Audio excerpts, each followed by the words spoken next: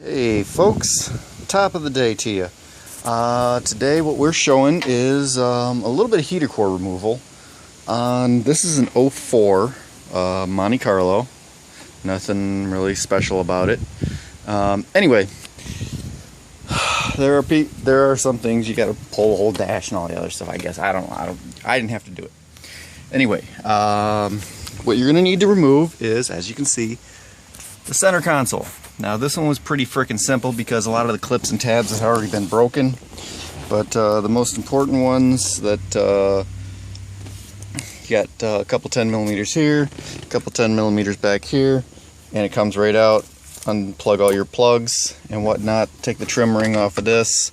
You're going to want to put the key in the on position, rotate it back.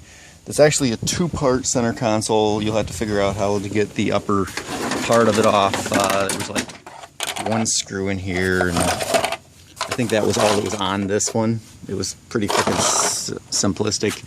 You're gonna also want your knee panel off here. I took out the fuse box cover. I don't think you actually need to, but either way, you're also gonna want the little trim piece for underneath your dash on both sides. You're gonna want both those off, and that's about it for that. Now, to access, see, as you can see, here's the heater core.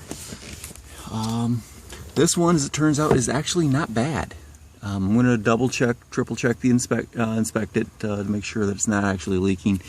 We're getting water, he was getting water in floorboards, losing coolant, and getting fog on his windshield. So, deductive reasoning with all those three circumstances said heater core is bad. Well, heater core is not bad. The only other thing you got to do to get the heater core out will be to undo your two heater hose fittings. They're going to be they're right next to your AC hoses, so it's not going to pick up very well on the camera here, but they're right down in there. Anyway, that gets it apart. Now, to remove this fucking thing, step one, it's actually two parts. Step one is this thing. This thing is held in place by some plastic melted in rivets. Okay, I used mostly a drill and just kind of boogered them out. You could use it with a Dremel, would work probably just as good or better. I used the drill because it was battery powered and it just was simpler than getting an extension cord out and all the other crap. So you're going to want to drill out these three. Are the basically it's going to be in there like this, so these three are kind of hard to access, especially this one, and then these four. There's one here, here, here, and here. Once these are all seven of these are removed, pull this thing out. I had one minor little casualty right here. I'll super glue that back together, but I digress. Now the second part of this thing. This thing has an additional two rivets here. This one is one of the same rivets, but you have to actually pull it out even further. And I think, let me see here, I just want to make sure before I go quoting somebody something. Yeah, this one and this one were part of your original two rivets. You're going to take them out even further. Then there will be one here and one here. This piece sits up underneath, really hard to access. Now, here's the tricky. There is a screw right here. There is a screw right here. There's a screw right here. There's a screw right here, I believe. You have to remove those. And lastly, and this is the bitch one to get. Oh, yeah, there's this one too, but don't worry about that. He's easy. So it's that one, I think. Is this motherfucker right here.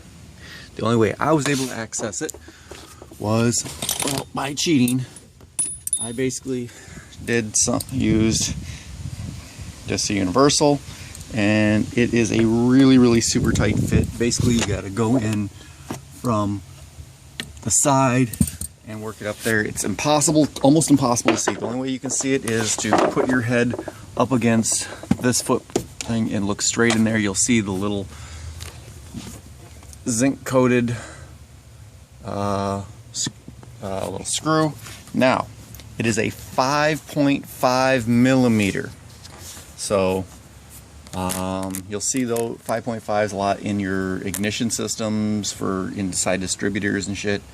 So take out that screw.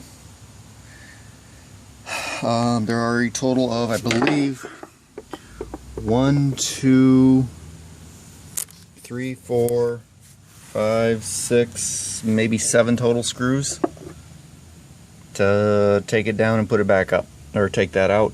And then again, you're gonna have these 1, 2, 3, 4, 5, 6 rivets that you have to work on. Like I said, these couple of these were you'd already started on them and gotten them most of the way out. Oh yeah, this one right here, and this one right here. So it'd be 1, 2, 3, 4, 5, 6, 7, holding the second piece on. So hopefully this will help somebody at some point in time. Now I'm going to have to put this whole goddamn thing back together and try and figure out, I'm guessing that it's got to be a sunroof that's leaking in some kind of way. I don't know why he's losing coolant otherwise, so if he's got a blown engine, or not, a blown head gasket or something, I really don't have a clue. All I know is he gave a bunch of description. I said, okay, sounds like you got a heater core issue. So, oh well. Once again, hope somebody learned something. Peace out, bitches.